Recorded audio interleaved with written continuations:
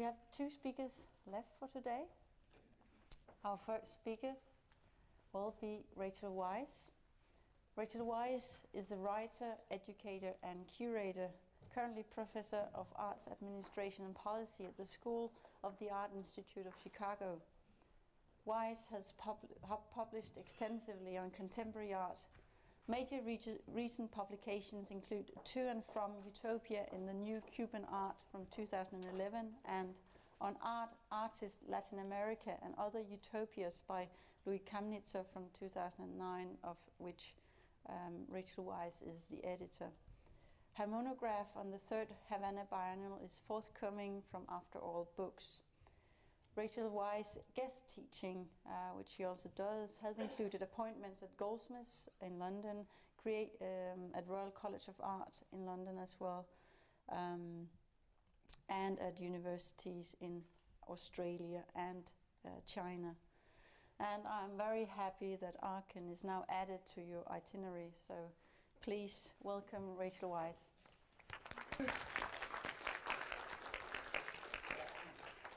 Thanks very much. It's nice to be here.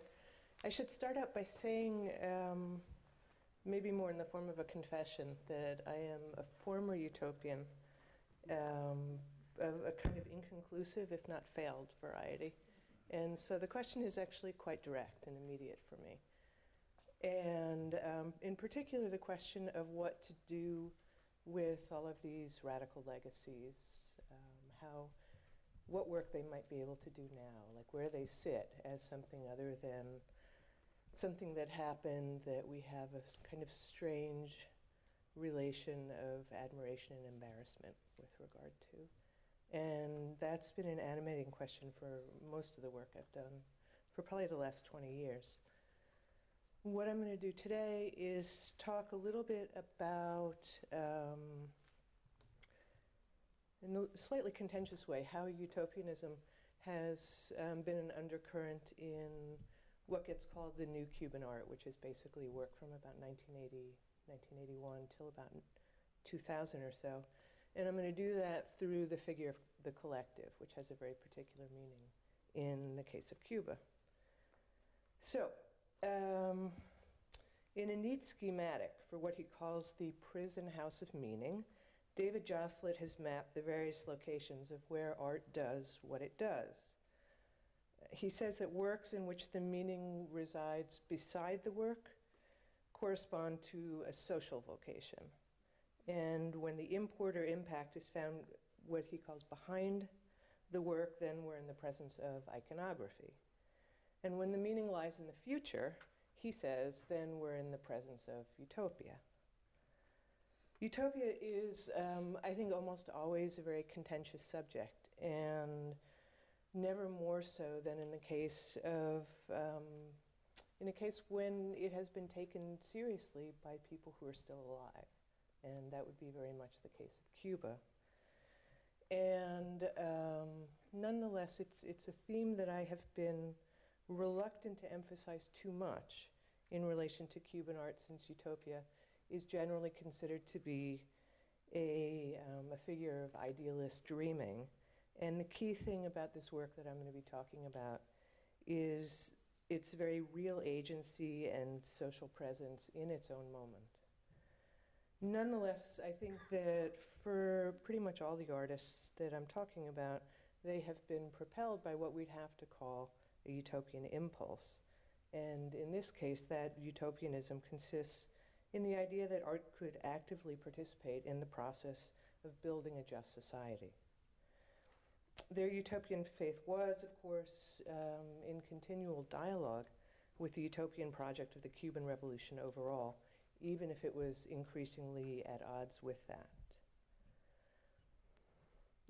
The New Cuban Art as a movement is something that in the course of a few rapid cycling iterations was nested within, and in some cases tried to cope with, the utopian project of the Cuban Revolution, and which then, after only a decade or so, already had to contend with its own utopian legacy and with the double exits of exhaustion and exile. An unreliable corpse, however, it quickly reconstituted and rededicated itself in apparently parallel, though also extremely different terms. And this is part of what I'm hoping to draw out today. All of this, by the way, happens in this period of about 20 years. So it's a period of like enormously volatile and dynamic production. It's more than anything a story about art moving to and from utopia, in which the inverse journey is no less fueled and no less prefigured by the energies and commitments of utopian ideas. It's a history in which the figure of return is a primary architecture, and this is something that I think we've been sort of moving in and out of for the last couple of days, this idea of going back and of repeating.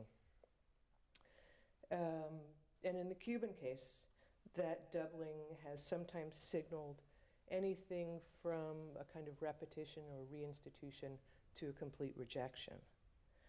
As this suggests, a major element I'm interested in here is of generational transfer. One of the things I'm really concerned with is how the utopian idea moves from one cohort and one historical moment into others. And of how the utopian cargo, whether it's felt as legacy or as burden, moves from one generation to the next, and keeping in mind here that a generation in the Cuban context takes about 5 years to happen.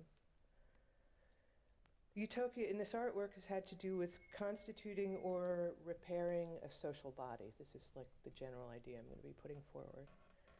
As an arena, it's not only fundamentally social, but also quotidian, a space very close at hand, not the utopia of the horizon. In place of utopian certainties, and however prospective and future-oriented those might be, it forms a landscape of negotiation, as befits the condition of daily life. A dream not so much of destiny, we could say, but rather of belonging. Precisely because of its social basis, it's an argumentative rather than a narrative kind of utopian voice. The first few years of this so-called Cuban Renaissance had a strong spirit of recuperation and renewal, with a lot of the work emerging from a kind of anthropological and or vernacular grounding. And I'm going to show you just a few works that precede the stuff that I'm going to concentrate on, because I'm guessing that this is largely unfamiliar. And in the beginning of the 80s, the idioms that artists were interested in tended to range from, I forgot to show you the most important slide. Okay. This is as a kind of general backdrop, and I'm not going to tell you what it is yet. So at the beginning of this kind of movement of young art, idioms ranged from Afro-Cuban spiritual traditions to kitsch, kitsch again being something that comes up very often in relation to utopia. In the Cuban case, kitsch in both popular cultural and ideological forms, this being one and this being another. These are both works by Flavio Garciandia. And I think Jakob yesterday talked about kind of the trap of kitsch in relation to totalitarian systems. In the case of Cuban art, I think kitsch has been, all of that has been turned on its head. And the operative definition of kitsch is not so much Greenberg's, but rather Milan Kundera's. He talks about the second tier, which is kitsch happens when you're in a meadow looking at a lovely landscape with children playing with cows, and it's not that so much as that you see yourself being moved by looking at the lovely landscape with the children and the cows, and that's the second tier. And what happens in work like this, I think, is sort of kitsch to the third degree. It's like watching yourself having the tear looking at the cows.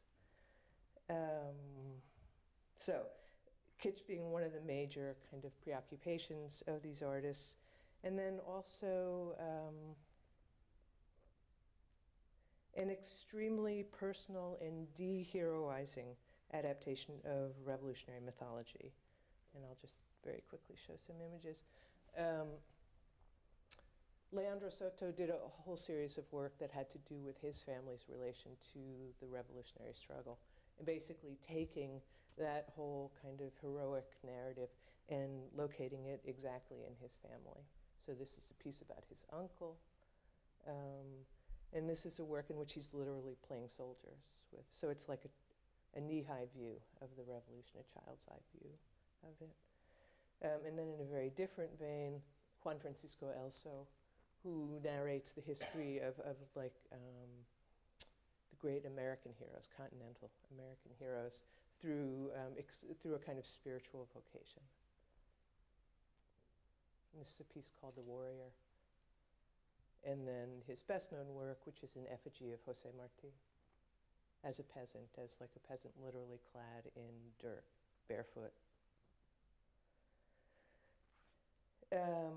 So this is work that occupied an everyday space, keeping in mind that the everyday, of course, is the site of Cuban socialism's most important promises: housing, healthcare, education, and dignity, more than anything else.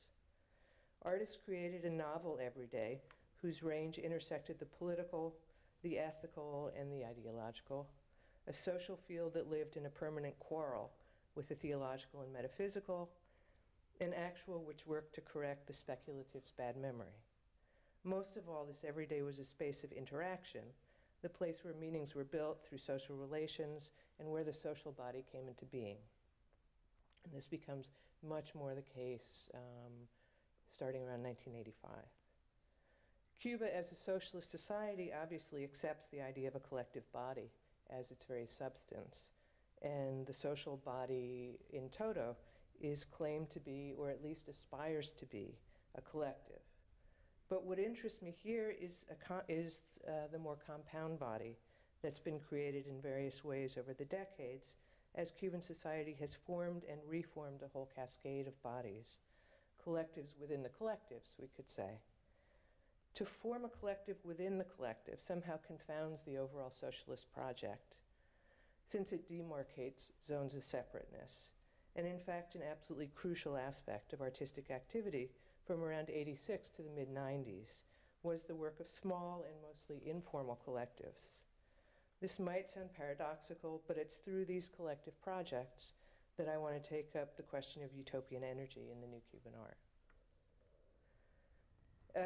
By the second half of the 1980s, a significant shift in artistic production had begun to take place. This was spurred both by the fact of generational transfer and a rapidly changing national, political, national and economic, for that, international political and economic landscape that resulted in part from events in the Soviet Union, perestroika, glasnost, and their non-occasion on the island. As the Cuban situation deteriorated into a crisis of intense ideological isolation and the beginnings of a really profound economic collapse, the work of younger artists took on an urgency and radicality that matched those circumstances. Many of the artistic proposals of those years sought to reinscribe a space for a critical culture within the broad emergencies that were quickening at that time. It was an astonishing interval in which young artists wound up leading the way. I mean, literal visual artists as kind of the leading force in a public discussion, which almost never happens. Discussion of really taboo subjects, including corruption, dogmatism, cult of personality, lack of democracy, all the kind of major issues. Art was in the middle of things. It was an acceleration of force, a kind of performative extension concerned with public space in the form of a collective being or will. The audaciousness of the young artists soon rose up into a sustained and very raucous crescendo, as did the velocity of their public presence in the city, as did the battery of retaliations against them. In the space of about 5 years, the new Cuban art literally became an uproar. In some cases, the works took up residence in and took issue with art, and in others, they rejected that cloister in favor of public space, though it's probably debatable how much we want to claim each of those as a separate arena, and maybe this is something worth talking about as a way of discussing art's relation to utopia, if we have time. Among the former, namely works that located themselves inside the space of art, were works like this one, which is by a group called Arte Calle, which means street art. This was a piece called No Queremos Intoxicarnos, we don't want to be poisoned, which was an intervention at a round table on the concept of art, and at which all the most important critics in the island were giving their, they were expounding on their concept of art. And what these guys did was to kind of invade the space wearing gas masks, and they had placards that were making fun of lots of the slogans that were in evidence on the streets, including, and these photographs, by the way, are taken by a guy who is one of the principal photographers of the revolutionary leadership, who got very interested in these young artists and would just show up and take, this is virtually the only visual record that exists of this work. So it's by the same guy who was shooting Fidel on the podium who took these pictures. So these guys made signs that say things like, art critics, be aware that we're not afraid of you, which was, there's a big billboard in front of the US Embassy in Havana that says, Señores Imperialists, be aware that we're not afraid of you. So it was establishing that kind of intertextuality with the Cuban landscape, with the ideological landscape.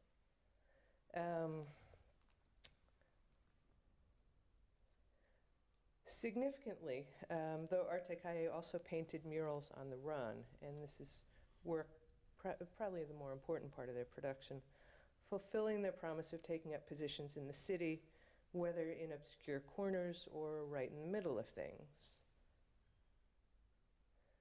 What's significant about these projects was the kind of energies they created and released in public space.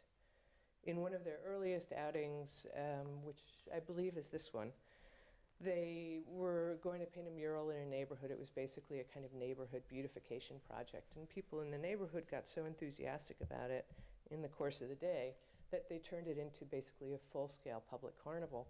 And my favorite part is that they called the firemen to come and bring their ladders and hoses, because they thought that it would be really great to like paint on the painting with the jets of water. And so it just became this enormous kind of armature. Their nocturnal guerrilla actions fed avid rumor circuits throughout the city, elasticizing the institutional borders of art. When they made a mural, for example, that said, art is just a few steps from the cemetery, in front of the major cemetery in Havana, a rumor spread that a group of youngsters had painted a poster on a tomb that said, freedom has been buried by the revolution. Or when they abbreviated the group name and signing a mural as AC for Arte Calle, the rumor was that that actually stood for Abajo Castro, which means down with Fidel. At more or less the same time as Arte Calle, there was another group that was called the Provisional Group. And the two shared a kind of anarchic ethic, a roughhouse aesthetic, a relation to rock and punk subcultures, and most importantly, a kind of para-artistic conception of art's relation to politics. This is a performance they did in 1988 that was called Very Good Rauschenberg. It was on the occasion of Robert Rauschenberg's gigantic project called the Rauschenberg Overseas Cultural Exchange Project, where he went around to, I think, about 35 countries and would do works that consisted of this sort of flotsam and jetsam that he found in that particular place. So it was meant to be a kind of homage and creating an international language that everyone could understand. It occupied virtually every art space in Havana at the time. And so they came in with this big sign that said, Very Good Rauschenberg, and they asked him to sign it. And he couldn't understand them because they were speaking Spanish. This whole thing is just kind of disrupting the event at the National Museum. And meanwhile, this guy, dressed as a kind of Indian, and just sat there and stared at him in an adoring kind of way. So what this was doing was,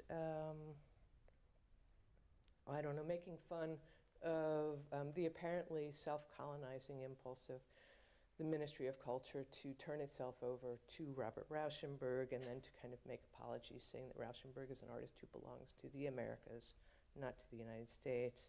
making fun of the idea that art students should sit adoringly at the knees of a famous international artist, making fun of the idea that art is a universal language, all those kinds of things. But they also did works that were not jokes at all. In one of which there's no images, called Easy Shopping, the government had established institutions that were called houses of gold, and this was when there's beginning to be a hard currency crisis. The idea was that if people brought their gold and silver to these places, they were given local currency, which they could then shop in special stores to buy consumer goods. And this was all an effort to generate hard currency reserves for the state. In the artist's view, this amounted to the return of the conquistadors, basically. As they put it, the Spaniards come with their little mirrors, and the Indians hand over their gold. As a gesture of kind of anti-neocolonialism, so the artists then painted their own bodies gold and silver and paraded through the old city streets until they attracted a substantial crowd and went to the edge of the harbor, which is extremely polluted, and threw themselves into the water. It was, according to one of their cohort, like an act of suicide for ethics. Performances, exhibitions, interventions, debates, disturbances, aggressions, retaliations, and counter-retaliations all piled up in the years between 86 through 89. The wave carried a feeling of danger with it, a kind of affirmative aggression, as popular as it was energetic, popular precisely because it pulled the rug out from under the hero worship and piety of the officially mandated selfhood, the officially mandated collective selfhood, and replacing it with a kind of embedded pest. The work was charismatic not only for its humor, but also for what it did to public space. The rising pulse of activity created a sense of public dialogue, accumulating into a substantial and ongoing presence. Gossip and rumor, which are historically the most important source of information on the island, spread the word about the constant onslaught of events, attracting a public that was not only effervescent but also heterogeneous. Never before had stories about visual art been on the lips of workers, as one artist put it, like one incendiary Moor. Meanwhile, another group called Art Day, which stood for art and rights, basically, staged a series of weekly events in a popular city park, taking the decisive step of abandoning art in the shelter of its various institutional mechanisms. There was an interesting situation in which the kind of youth wing of the Artists and Writers Union had taken upon itself the task of so-called managing the youthful rebellion by making certain spaces available to these sort of uncomfortable artists, and even providing financial support and kind of greasing the wheels so that events could happen. So creating a strange détente space for all the stuff that I've showed you so far. But these guys decided that they didn't want anything to do with that. They went into the park, staged what they were going to do, and there was a completely unmediated dialogue between them. A lot of the work was very kind of angst-ridden. In this case, he put himself in a plastic bag and stood there suffocating until somebody came and rescued him. So it was spectacular in a way that in artistic terms is maybe a little bit debatable.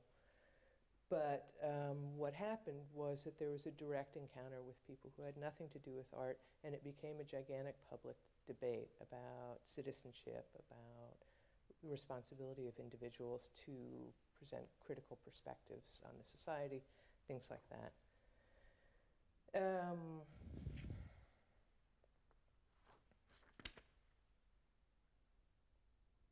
Another work by the same group, and in this case what he's doing is in a very busy corner of the city, dressed as a cloud, spinning around and screaming, basically. With their direct invocation of the issue of human rights, this group brought into play one of the dilemmas that artistic collectives faced under socialism in Cuba, where priority is placed on a collective conception of human rights. Art Day located those rights within the individual, as is typical in a Western liberal tradition.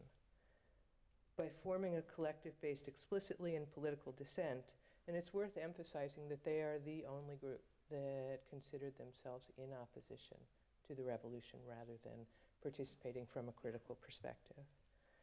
This group declared the socialist collective promulgated and prophesied by the state to be a fraud. And yeah, there was a very different reaction on the part of the state to these guys because of that, because they stepped outside of what was sanctioned as art, what was kind of couched within an aesthetic framework rather than a directly political framework. While there may have been general agreement among artists about goals, there were real differences on strategy and tactics. These were perhaps most clearly manifested in the piece done by an assembly of artists in Revolution Square on the occasion of Che Guevara's 60th birthday, which was 20 years after his death, in 1988. And there's an image of that work. The youth ministry solicited this group of young artists to participate in this massive rally that was being organized as part of their policy of constructive engagement with the artists. After a lot of debate, the artist group decided to make this large sign, which said meditar, to think, to meditate, as a kind of plaintive demand for reflection. The other option that had been considered, and so you can see, this is the gigantic monument to Jose Marti, who's kind of the father of Cuban independence. The sign there. The other alternative that was being considered was a remaking of another work that said it would have been, again, a large sign saying Reviva la Revolu, which is making fun of a slogan, let the revolution live. By not completing the word, they accomplished two things. First of all, suggesting that the revolution is nowhere near finished, and also revolu in Spanish means mess. So it's like revive the mess. So that was what they decided they couldn't do. The disagreement was not only over the conciliatory tone of this piece, which was basically a kind of reformist proposition, but also with regard to the nature of the pact with power that would or would not be conserved. The way that some artists formulated things at the time, the goal was not the overthrow of socialism, but rather the emergence of a real or radical form of it. In these terms, the neutral, philosophical, and inoffensive tone of meditar represented a fundamentally unacceptable compromise in agreeing to coexist with power and on terms completely acceptable to it. On September 24th, 1989, practically every artist in the city and every critic met up in the old tennis club to play ball.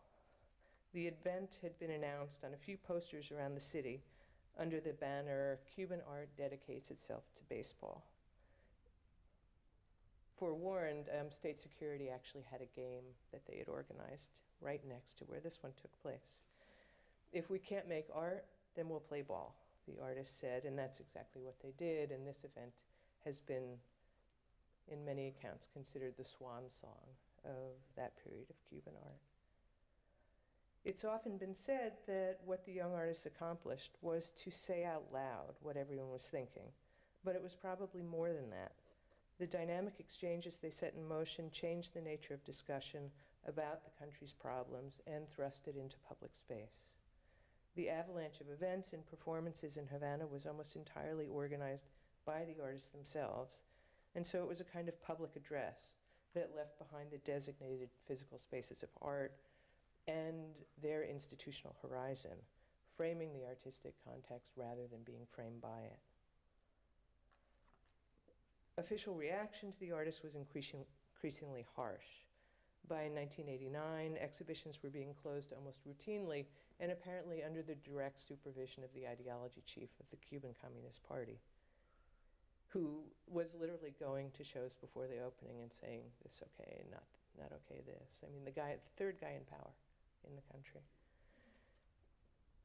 And the criteria were mostly having to do with, not so much with being counter-revolutionary, but with being irredeemably ambiguous was one of the...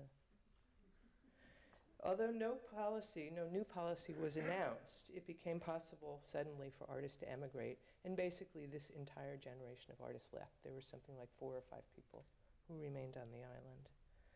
This was, depending on who you asked, either an effort to get the artists out of harm's way or to get them out of the way.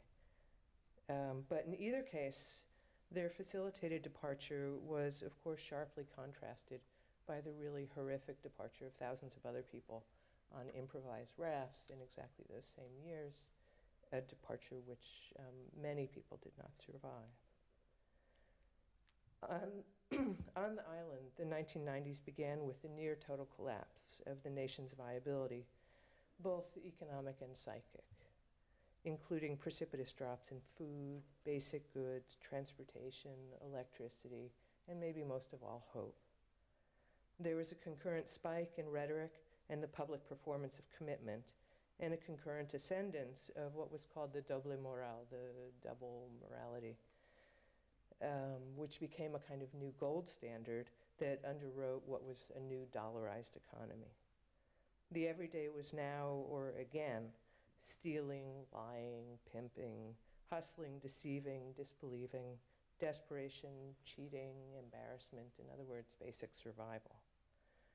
Artists then coming of age had to contend not only with the orphan status that had resulted from the exodus, but also with the daily struggle for survival and a generalized disillusionment that was as pervasive as it was profound.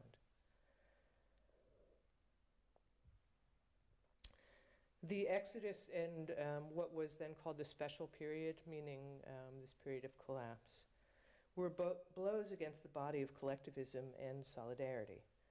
Tania Bruguera felt the loss with particular force, and this project of hers from 1993, Memory of the Post-War, had the utopian ambition of bringing the dispersed and broken body of the new Cuban art back into a totality, not only among those who were in the city, but between them and those who had left.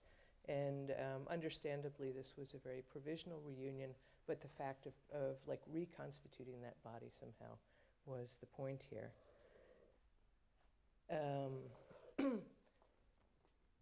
Can't read a thing, but what's going on in the column on the right, where it says internationals, this is a list of, I think, 106 artists who had left in the previous few years, and just indicating where they were now living and working. And this, in Cuba, when you leave, you cease to exist. So this was like quite a provocative gesture, just to list the names. With this work, it became clear that the collective was as much a figure of mourning as of generation. And that might be interesting for our discussion today, introducing the idea of mourning as a constituent element of Utopia. Strategically and sarcastically, she produced this as an underground newspaper, so it circulated more or less like a series of rumors. I think I'm getting short on time, so I won't talk about this work too much. But if you want to know more, I'm happy to tell you about it. So this is a kind of hinge between the first moment I was talking about and production in the 90s. When grand programs have failed in general, the space around the edges gains enhanced authenticity. And in the early 1990s, the rhetoric of community came to supplant that of the collective in a more kind of intimate and unrehearsed formulation, and in what also seems to me to be a very romantic turn. Romanticism's ethos of the personal repudiated social consensus and injected doubt into the heart of ideas about history and destiny, ideas that had been associated with the utopian mandate. If, as Adorno had it, the loss of utopia is the loss of the capacity to imagine the totality as something radically different, then this occasioned, in this case, a rethinking of the most basic question of socialism, namely of the individual's identity vis-a-vis the collective. And so it was not just the limits of tolerance that changed, but the very persona of the individual as an agent in society. Much art is motivated by conflict, and the question of the relation between private and public had also been a question about where the conflict was seen to arise. For many artists, the deep internal corrosions of life in the special period had located the most urgent conflicts within themselves. When the public space that was imagined before was a valiant one where important things were possible, once faith in that possibility died, the revolutionary public repaired to a domestic and distaff space, or to a public space that was now relatively minor. A new bunch of collectives formed in these shadows. It was not only nostalgia, though it was certainly that in part. There was an almost schizophrenic sense of art's vocation. On the one hand, a kind of suspicion verging on contempt that art's radical calling had become anachronistic, and on the other hand, a really powerful desire to recapture exactly that kind of agency as artists. One of the collectives that happens in the 90s is called DUPE, which stands for From a Pragmatic Pedagogy. And it was started by an artist named Rene Francisco, who's the guy on the right. And oddly, and kind of inexplicably, what he does is to literally cast himself as Joseph Beuys. This seems to be like a Beuys impersonators convention, I'm not quite sure. But Rene begins to dress as Beuys as he begins to lead this new collective. Art into life returned or remained as a dream, but now as a means of escape from the orbit of the official, the administered, the kind of deadened register of consensus and collectivity. The new collectivity entrusted the responsibilities for proper conduct of the society to a private sector and to the even smaller subset of the individual. It was a politics of compassion, really a politics of description. It was definitively not mass and definitively not confrontational.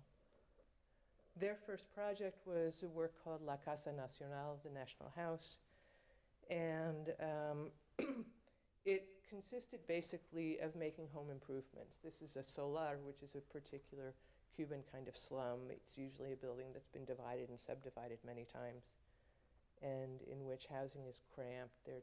If there's water and electricity, it's not on a very regular basis. And so they went in and they said to these people, what do you want? We're artists. We'll do whatever we can do to help. And what they were asked to do was everything from fixing hinges to painting pictures of Che Guevara. Here's painting Che, painting the Virgin, the patron saint of the nation. And what they tried to do essentially was to establish a relation of a kind of horizontal relation between themselves as artists and the people they are working with. So this is a diagram which has the students and then the neighbors as emitters and receptors, and then in reverse, the emitters become the receptors. So the idea is that there's some kind of exactly co-equal relation. And this is a very, very idealistic diagram of what actually happened. Projects, so-called projects of social cultural insertion were a mainstay, obviously, of socialist cultural policy from the very beginning. And so this sits in a very kind of uncomfortable way in that history, because on the one hand, it's a rejection of that as a matter of policy, and it's a recapitulation of it on an individual level, suggesting that you replace the mandate with intimacy, and that's the way you reinfuse it with authenticity. And this comes in the wake of other artist-initiated projects of social cultural insertion that were quite a bit more radical, that operated outside of institutions. One of the paradoxes of these groups is that all of this is facilitated by state organs. So the way that they got in touch with the neighbors was through the Neighborhood Watch, which is like a direct descendant of the Communist Party. It's one of the mechanisms of vigilance. So there are all kinds of very interesting negotiations with power that are being done. I'm basically running out of time, aren't I? Am I? Okay. Let's see.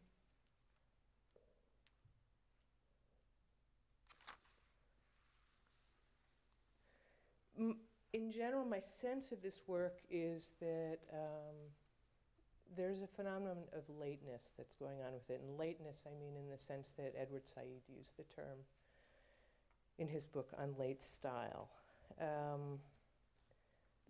According to Said, lateness is not simply a function of age, maturity, failure, or some combination thereof. And in this work, the relation to loss is neither simple nor direct. It's lateness in the sense that Said says is a catastrophic commentator on the present. It has to do with creativity after the engines and inspirations of youthful hope had to be left behind by young people. La Casa Nacional's lateness had nothing to do with snatching victory from defeat.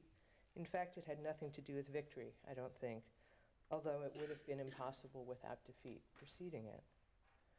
This lateness might indeed, and again, I'm interested in lateness as a concept, positioning them in relation to the collectives that precede them, which is a difference of 4 to 5 years, basically. This lateness might indeed have been a transitional time and state, but if it was, that could never be evident because La Casa Nacional's lateness didn't place its bets on what it paved the way towards. It therefore had to simply fill itself with what it was, along with what little it could rescue from the past.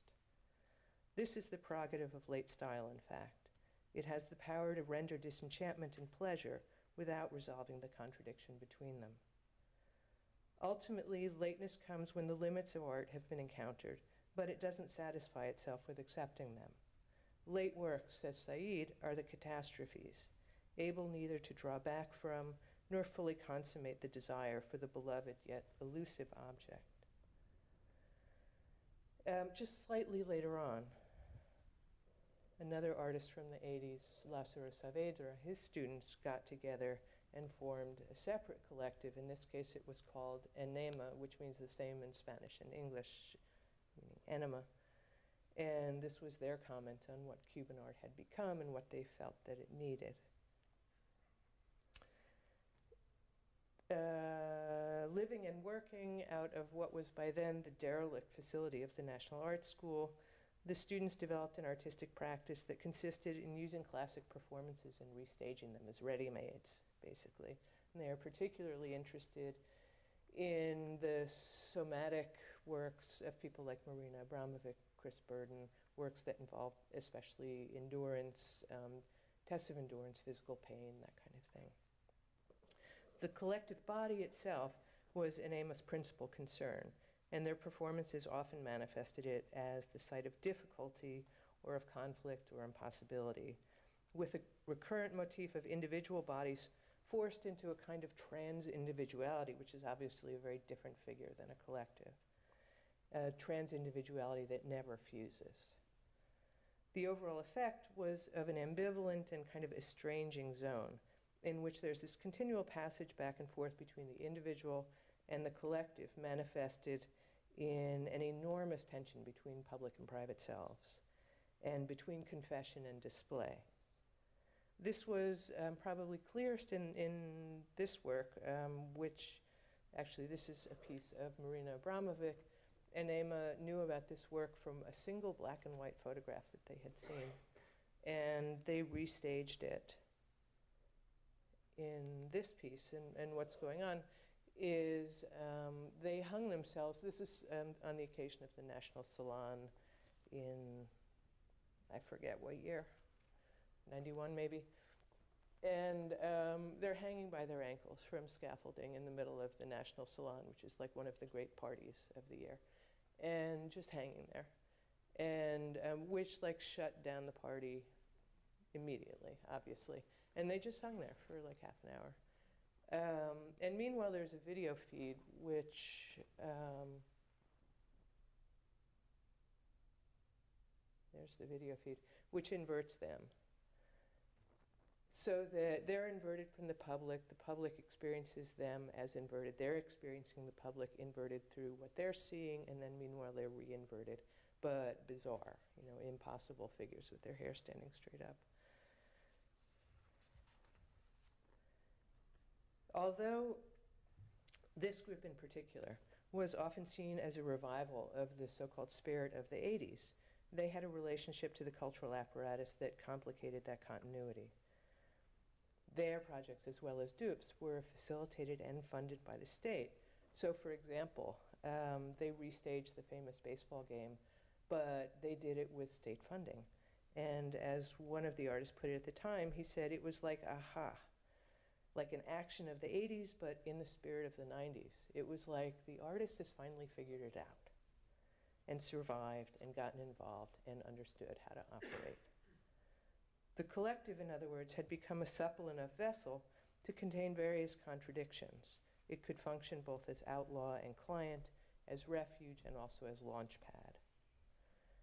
However uncompleted this history may be, what's striking about it, I think, is its persistence, its continual return to some version of the utopian formulation in spite of repeated failure and in spite of this cycle of disappointment.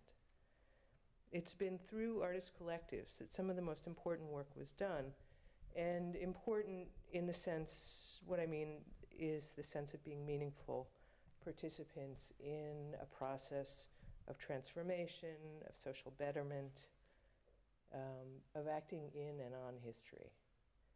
And it was also in self-defining as a collective, rather than simply as part of the assumed mass collective of the socialist public body, that these artists most clearly articulated their own agency in relation to the utopian dream of revolution. The operative sense of utopia here is of an art that has a clear and unique agency, that's capable of acting in and on history. In other words, a utopia of creativity. This is a utopia that has to do with three main factors of special interest to me, namely of a utopian formulation that revolves around creative activity, a utopian process rather than a plan or object, and finally of a significant interplay between that creative output and people and questions that extend well beyond the usual reach of art, that has a magnetizing and catalyzing effect on public space. The finished time of tragedy, Marc Auger wrote, making a case for oblivion in that case, and the continuing time of the return. That return is the key here. What I've tried to do is trace a dynamic of striving that passes from one moment to another, from one generation to the next. A dynamic that's been continually reformulating itself in order to do new work, and despite all the news to the contrary.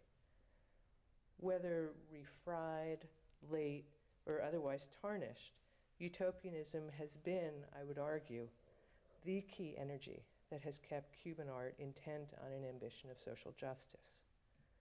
The asymptotic nature of this trajectory, which is probably inevitable both because of the difficulty of achieving that kind of goal and also because of the nature of art itself. But the asymptotic nature, I think, has been a propellant as much as it's been the marker of failure. I wouldn't discount the importance of either factor in trying to understand this lingering impulse or like continuing itch towards utopia. That's it.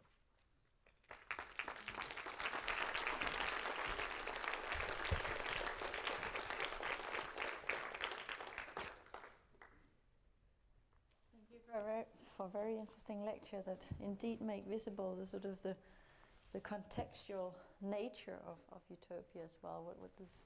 What could utopianism mean, for instance, in Cuba, and what does it mean in central London, for instance, right. Which is very different, I guess, different realities. Any questions, comments?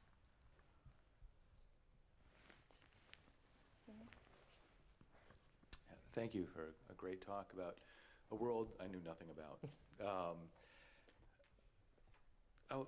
I need help a little bit with locating the utopian, because it is a world I know nothing about and a context I know nothing about. Because in a way, from the outside, in terms of content, it looks like the pure critical moment. and in that way shares, a long line of history with sort of critical artists.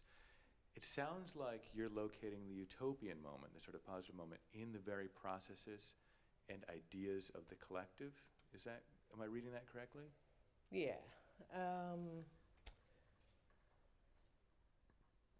Maybe there's two key points. There was a very concerted effort on the part of these artists to locate themselves within the revolutionary project. These are guys who were born in the first years after 1959, and so they're the first sort of homegrown products of revolution. And although they were very quickly identified as being somehow problematic in relation to the state's revolutionary project, they and critics who were the primary interlocutors of these guys were always very, very clear about locating them within and supportive of the idea of a true revolution, which is a revolution that is fueled most of all by independence, because Cuba has a 100-year independence struggle that precedes the '59 revolution. So that's really key. Which creates this really interesting tension between the individual and the collective, and that's sort of what I was trying to get at, that the usual formation of a socialist collective, which is a utopian body, it's what I called earlier a friction-free zone. There's like a sense of mass purpose, there's a consensus about what the goals are, about what the good is, all that stuff. And what they're saying is actually no. What there is a clear sense of core values that have to do with things like dignity, with the right to determine for oneself within the collective what your participation is, what your contribution is. And so that's how I read this work. They're forming collectives. There's a kind of inherent belief in the idea of multiplying voices, of exchange as a way of arriving at a better solution, all that. But that it's done on the terms of smaller groups rather than subsuming themselves into one kind of large consensual body. Does that answer what you're... Yeah. Do they articulate this themselves? Absolutely, yeah. Yeah. And they were, especially by the end of the 80s, understood by various parties as being a dissident force, which became very complicated. So, for example, the US government would make entrees to certain artists and say, hey, I think we have things to talk about, understanding them as potential infiltrating agents, which was absolutely not the position that artists were interested in occupying, and it created a whole lot of problems. So.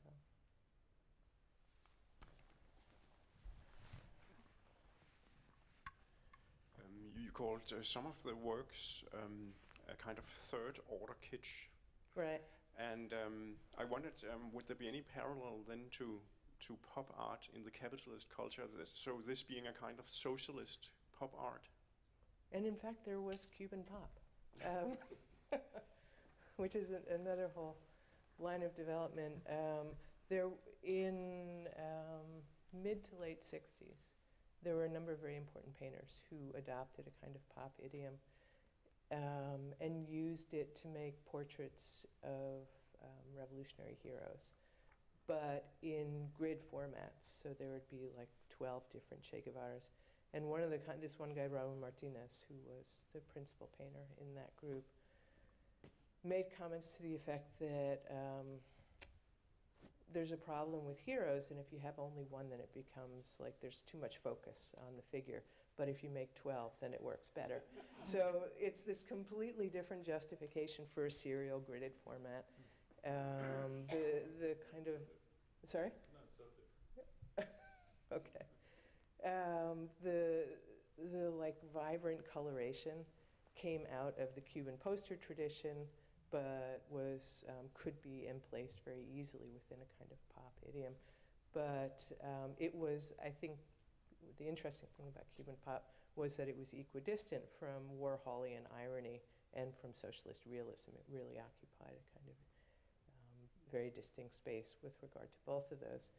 So, and there's like a very long cultural tradition in Latin America and elsewhere of like a very particular way of picking up cultural resources from the so-called developed and first world and of putting them to very particular uses and ironizing them in very certain ways. And that's, in a way, that's what I'm talking about with kitsch to the third degree. So. I just have, Yeah. I'll put myself on the list. You were talking about mourning as sort of part of Utopia, and I was thinking about melancholia in a way, that there seems to be like sort of utopian melancholy in a way, or it's kind of a melancholy inherent in Utopia as well, this longing for something. We do not know what it is, but we know it's there, which is also a point to the fact that it is not here yet. So there's this kind of loss as well in Utopia. Right. See, I'm not even so sure that in this case the problem was we don't know what it is. Because in a way what happened at the end of the 80s was it. It was a direct sense of involvement, of engagement, of falling away of the borders between what you were doing as an artist and a public dialogue about what had to happen in the society. And that's what gets lost, basically, in this very, very kind of violent transition into a moment in which, I mean, if you use the classic definition, so it's the difference between mourning that and melancholy about it. Mourning being an active state of working through, and that's one of the things that interests me about this continual return, is that in some moments it actually does feel productive, and in other moments it feels like a kind of neurotic tick. In a way, it's like, well, we repeat the forms that we know because those forms signify what we thought was what we wanted. That all turned out to be a failure. So do we take that failure as the last word, or are we doing something else by going back? So.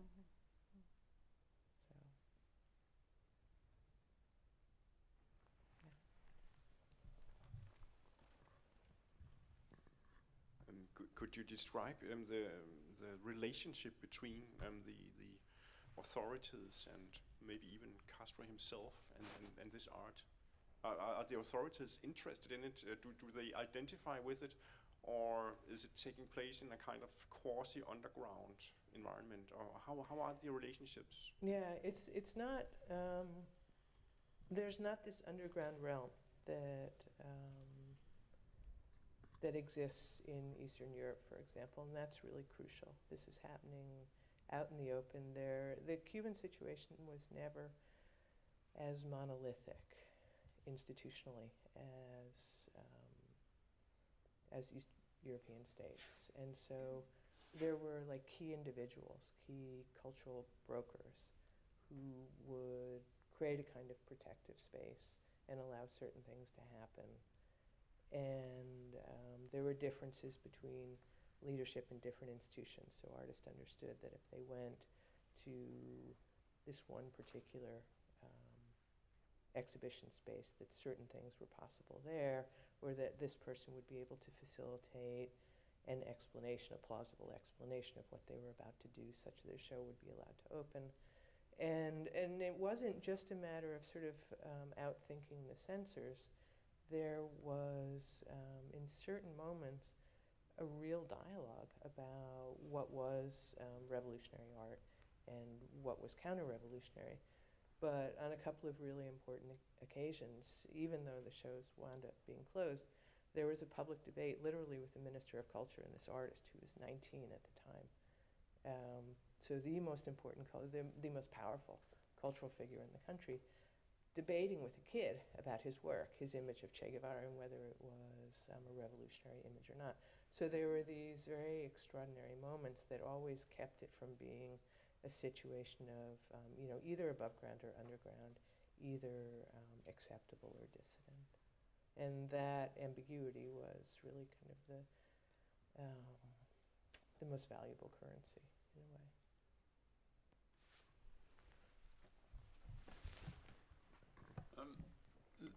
There seems, from what you were saying, to be two kinds of utopian perspective in this, the perspective of the authorities, which represented the institutionalization of the revolution, and the perspective of these artists who formed themselves into collectives that were in a sense trying to renew the utopian promise of the revolution in some way.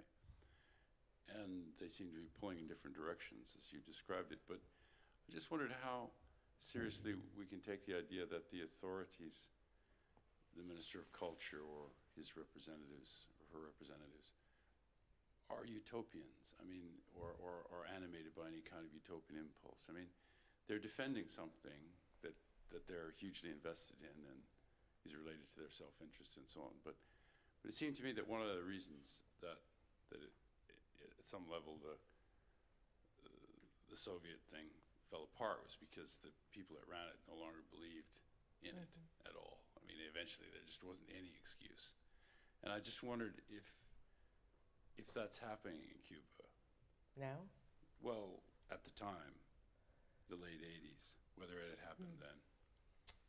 See, I really, this is one of the real kind of paradoxes and conundrums, is that sure, there are people who are really cynical, and there were like power struggles within the cultural apparatus between people who were like, straight Communist Party bureaucrats and others who really were believers, who would unapologetically use very utopian language to describe the kind of culture that they felt they were part of the process of building.